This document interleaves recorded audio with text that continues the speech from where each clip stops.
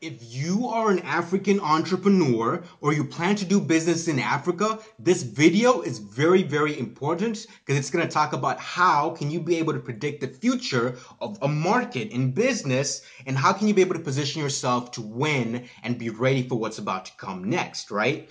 Anyway, guys, welcome to Entrepreneur Revolt 100, except this is a bonus episode. It's usually about 100 seconds. That's why it's called 100. You've been following my content lately. And today we're going to be going a little bit more in detail, so it's going to be longer than the regular time frame, okay? So once again, back to the topic. How can you be able to predict the market in the future? Because as you know, entrepreneurs are usually ahead of the market, and then it catches up to them. That's why they win, because now they're just waiting for people to come and use their product, right? So the first thing you want to do, and by the way, guys, you can use various methods. This is more what I've been able to use from my personal experience as an entrepreneur. So the first thing is you have to know your idea.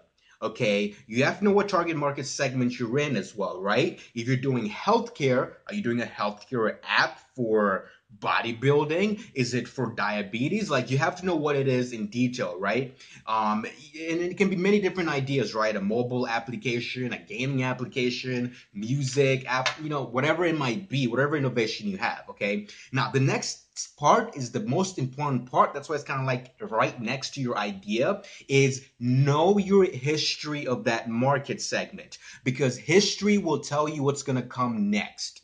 You know the saying, nothing is new under the sun. It's just repeat and replace over and over again. I'm going to give you an example, okay? So, what's going on right now in the world? Like, what technology is really where everybody is communicating on?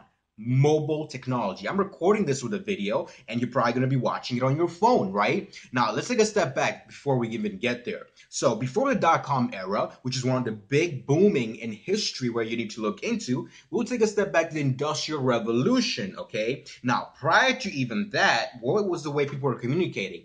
Newspapers, right? Then we went to the radio. Okay, they went to the television, and now what's happening right now, literally in this, as we're talking, the mobile phone is replacing the television.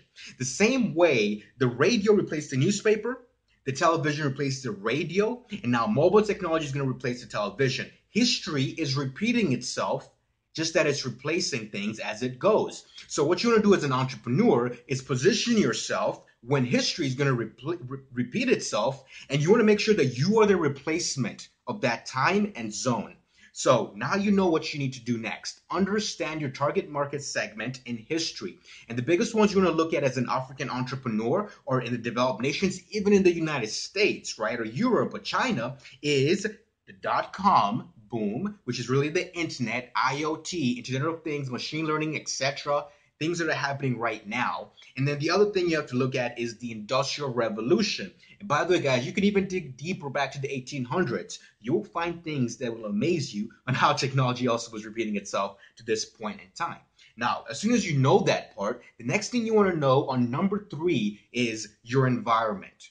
Okay, we've gone from your idea to history, and now to now in your environment. So let's take an example of what's happening in Africa.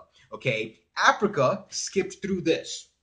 The laptops, computers, who needs that, right? They say we want mobile technology because that's what was suited for the environment, right? Laptops were too expensive, and mobile is the best way to go. But you might say, but Steve, like, how is history repeating itself there? Well, before they went to like smartphones, we went through the dumb phone phase. The same thing that happened in the United States, right? So the United States is able to tell us what's going to happen next as well in this micro history that's repeating itself for the macro. Okay, so mobile is the next big thing in Africa. It's already happening. So you want to position yourself where your company is in the position to have the advantage in the mobile platform. Okay, so what this means is you have to know your environment in step number 3. If it's in healthcare, know what's happening around your country, around the continent, and then know what happened in the past with your idea and target market segment, and then know how to position yourself to survive. And number 4 is survival. Okay, you might know what's going to happen in the future. Like, we know virtual reality technology is going to be a big thing, but it's not going to quite happen yet. So even if you start a business around that, your business might not survive for that wave to come. So you have to know how to be able to position yourself in the micro, you're able to keep running, but your vision is on the macro when history is going to repeat itself in a massive way. So that's basically all I have for you. And here's the final thing. The final thing is how you execute and when you execute and who to execute with.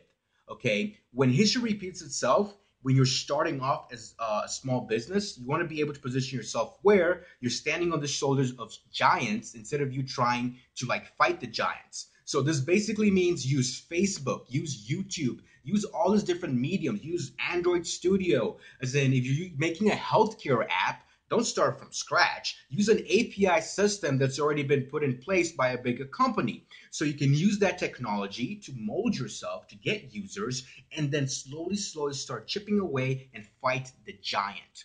And by the way, guys, technology is insane. As in, you might think like, oh, Instagram was just replacing the way people like, as in, think about Instagram, for example, right? As in, it was able to replace and repeat history in a massive way. As in, like, there's different, like, like cameras and companies that like produce pictures. As in, Instagram really hurt them because it like people just do filters and take nice pictures on their phones and boom.